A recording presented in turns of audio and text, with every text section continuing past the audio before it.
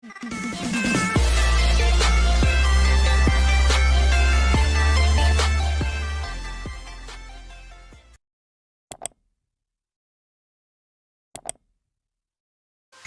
everyone, welcome to our channel. I am a new guy here, and from today I'll also be posting new videos here.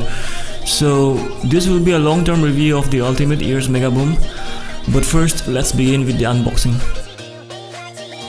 It is IPX7 rated, meaning it is protected from accidental submersion in 1 meter, 3.3 feet of water up to 30 minutes, a shockproof drop from 1 meter height, 360-degree sound, and a 20-hour battery life.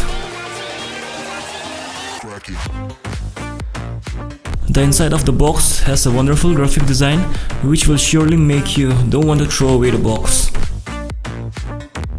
Upon opening the box, we are greeted with a mini manual and the speaker itself.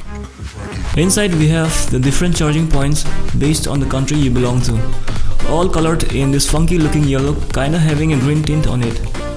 We have the USB to micro USB cable, which is pretty long, and a charging adapter too, having the same color.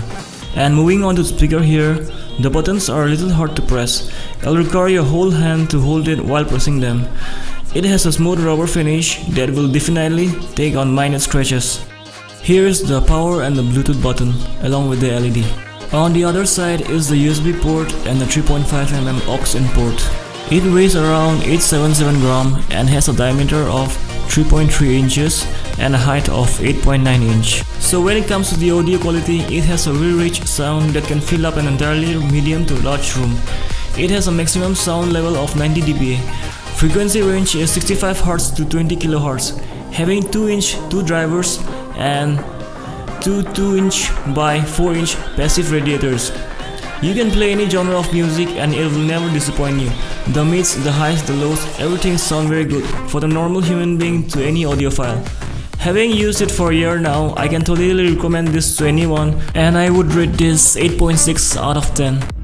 Even though in the box it is shown that it is drop proof, but I do not recommend it for anyone to drop it, even if it's by chance, because I have dropped it once and the speaker, the sound quality became muffled, so I had to hit it with my palm to make it come back to life.